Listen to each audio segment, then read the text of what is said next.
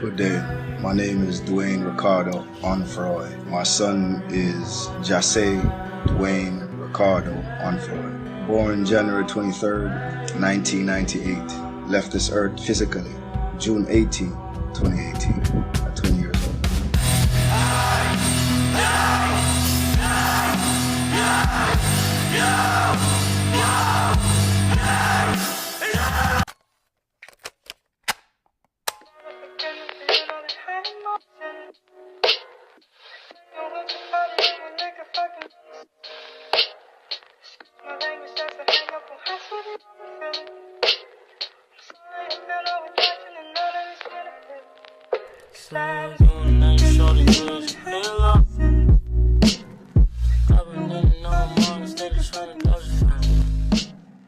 No Jumper, coolest podcast in the world. Today we're here with XXXTENTACION. Okay, so what do you want me to call you? Just call me X.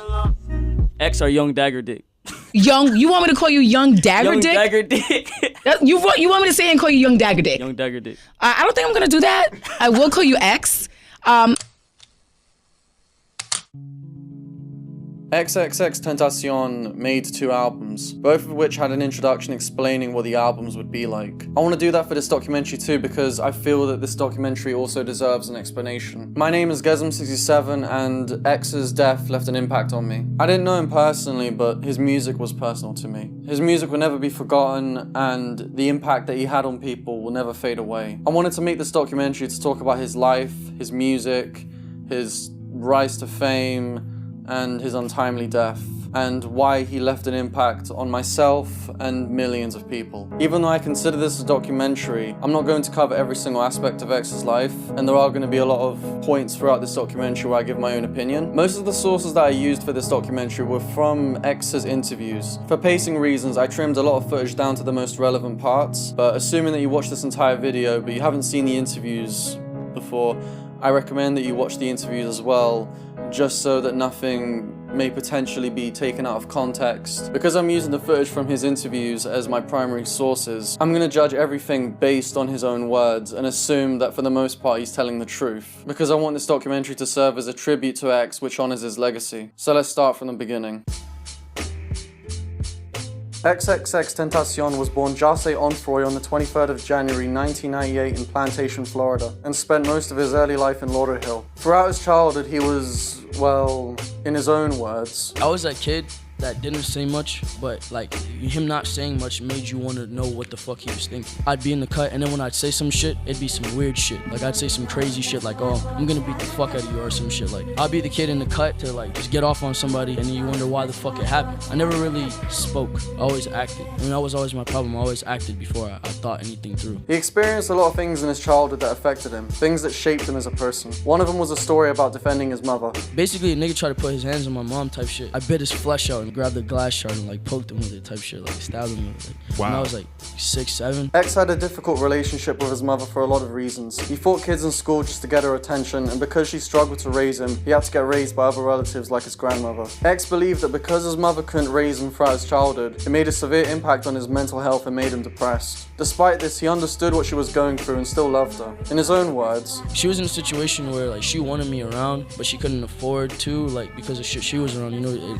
she was still growing up. Like my mom was raised in Jamaica. She just wasn't in a very stable environment because she had no help at that. Like, raising a kid, honestly, was a last priority, you feel me? So what she did was she passed me from hand to hand to people that could take care of me, you know? I was put in situations that weren't the best, but I get what she was doing, so I don't resent her. I would never resent my mom, but like my mom had it hard, I had it hard. eventually he got kicked out of high school in sophomore year for getting into so many fights. But then again, he didn't really like school for reasons that I can agree with. Realistically, as the parents that send their kids to school, they don't even know what their children are studying. As far as the information they solicit, I felt like it was stupid. I would go to school, go to sleep, and like wasn't really doing anything, and I felt like it wasn't mentally doing anything for me. Like anything that took away the freedom of my mental, or took away that made my thoughts conform, I found irrelevant, and I felt like it would not benefit me at all, nor has it. Everything that I've applied my mind to and that I really attracted mentally has come to me. Anything that I did not want has not worked out. Most young people start their careers right after high school, whereas X's career started in the place you'd least expect. I spent a year in jail, bro. Like, bro, I met him in fucking jail.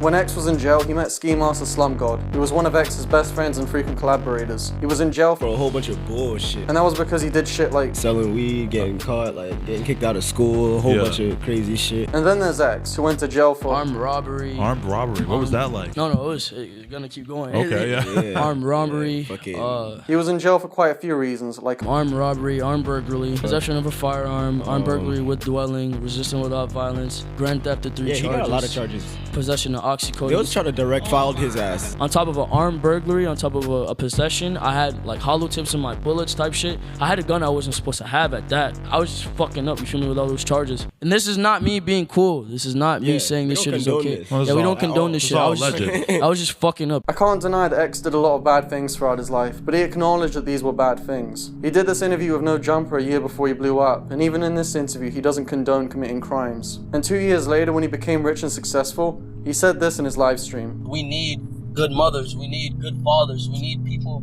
with sources of knowledge. Let's make it not cool to be stupid. Let's make it cool to be a good person. I'm tired of it being cool to be a fucking murderer or a shooter or just this irrelevant being. Like, that shit is stupid. I'm gonna show the rest of this clip later on, but for now let's focus on his time in jail, which he said was detrimental to his mental health. There was days where I'd slam my head on the fucking door for no reason. Like, I just wake up and just because you want to feel something. What the fuck else are you gonna do? And there's crazy people in there. Yeah. We had this one kid that would just sit there and listen to the walls and think he's listening to music. Deadass. You're around so many crazy people. So many crazy people start to rub off on you, bro. Then he went on to say that the way prisons are managed and the kind of food they give to their inmates is detrimental to their physical health. It's sick. They don't feed you real meat. They're not giving you the right nutrition. They put in chlorine in the showers. They got bleach soaps. Like, bro, the shit is sick. There's a shit called they call Jim Jones. You pour it, and they drink it. You drink it like every day. It's like a juice. It's like I guess a fake juice. Like they put the powder in the water. If you pour this shit on the paint, it melts the paint, and they're making us drink this shit.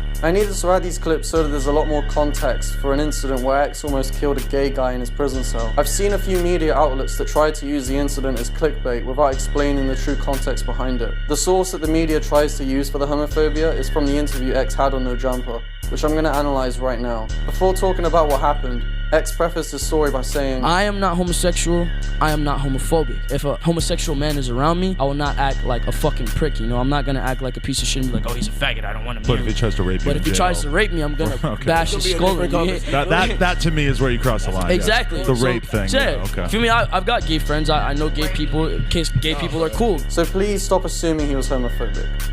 On to the story. They put him in a room with Ski, and I got the fuck out of there first quarter. Nigga was sitting in the corner staring at me, right? So I'm like, bro, if you keep staring at me, I'm gonna beat your ass, bro, and I'm gonna get another charge for you. And I really not trying to catch another charge, because we in here for some dumb shit. We gonna sit like. So he's sitting in the corner staring at me, so I'm just banging on the door. I'm like, yeah, y'all gotta get me the fuck up out of here. But I just kept banging on that shit. I kept banging on that shit till they let me out. So they put him in my room. They kicked him out his room. Like, cause me and him was in the same room type shit, right? Like, my level of respect for everybody within the jail was like, I wasn't a fucking prick. You feel me? Like, I wanted everybody to be kosher. I wanted everybody to be calm and like just move as a family type shit. You feel me? Right. So I respected the officers. A lot of niggas came in there trying to disrespect the officers. I was never that guy. So they came to me after they kicked him out his room and asked me if they could put him in my room. And I looked at them and I laughed and I was like, y'all can put him in my room, but if he does anything I disapprove of, I'm gonna kill him, and I'm not gonna give you any warning. Like, and I said it just like that, and I put it on my life. I said it like that, and they was like, all right, that's fine. As long as he don't touch you, you shouldn't have to put your hands on him. And I was like, all right, that's fine. They put him in my room. First few days, he was straight. Like, he was cool. He read his books. I stayed in my corner. He did his thing. You feel me? He asked me a few questions. That was fine. Like I said, I'm not homophobic, so I would speak to him. Like, I would even help him when people would bully him type shit. One day, he was staring at me type shit. He was staring at me me throughout the day. So I'm like, yo, I warned you. So I walked out the room to go take my shower, and I came back in, and I was trying to calm down, kind of be kosher. So I turn around and I see this nigga staring at me while I'm putting on my jumpsuit. You gotta be in a towel in front of the nigga. You have to get naked in front of your friends type shit. So that's why it's better to be in a room with your niggas you fuck with. You feel me? Because if you get a weirdo, it's uncomfortable. Yeah. So I go in the corner by the toilet type shit and tie on my jumpsuit, and I don't put it on all the way. I tie it around my waist, and I start beating his face, and I grabbed his face and I put it on the corner type shit, and I threw his head on the corner, and I just started stomping his jaw in type shit. And then as soon as I did that, I remember I just put his head on the corner and I started stomping on him. And long story short, I was gonna kill him type shit. Luckily, a guard came over and saw that I was standing over his bed, but he didn't see what I was doing, you feel me? They open it and they see that obviously because he screamed, they open it, they pull me off. So then I go out and I said, I told y'all. The thing was they respected that, you feel me? Because I told them what I was gonna do. They put me in a room with someone that made me uncomfortable. Well, not necessarily uncomfortable, but they put me in a room with a risk. You can argue that staring isn't a valid reason to almost kill someone, and I agree with that. However, there are aspects of the story that need to be taken into consideration. Firstly, the only reason why the gay cellmate shared a cell with X was because nobody felt comfortable with being in the same cell with him. So clearly the staring was a lot more uncomfortable than it should have been. Secondly, this was a prison. People go to prison for doing bad things. So there's a reason why the gay guy was in prison. I'm not going to assume why he was in prison, but he was there for a reason. Thirdly, X was naked and being stared at. The gay guy was transferred to different cells countless times, he's received hundreds of warnings, and despite all of this, he still didn't learn his lesson. Prison is an environment where people lose parts of their sanity and the inmates have done bad things in the past. So the way I see it, this was going to happen eventually. But just to be clear, I'm not condoning X's actions. I think X went way too far with the beating. Despite the warnings he gave, I still think X went too far. He said he smeared the gay guy's blood on his face because he felt some kind of psychotic rage. I think X should be held accountable for his actions, yet at the same time, the prisoner should have been transferred to a different prison or some kind of protective custody a lot sooner. This is complicated because I can't find another side of the story. You could argue that there are parts of the story that are fabricated or left out, but like I said before, I'm going by what X is saying unless there's an opposing argument from another witness. But regardless, I think it's time to change the subject and talk about what he will always be known for.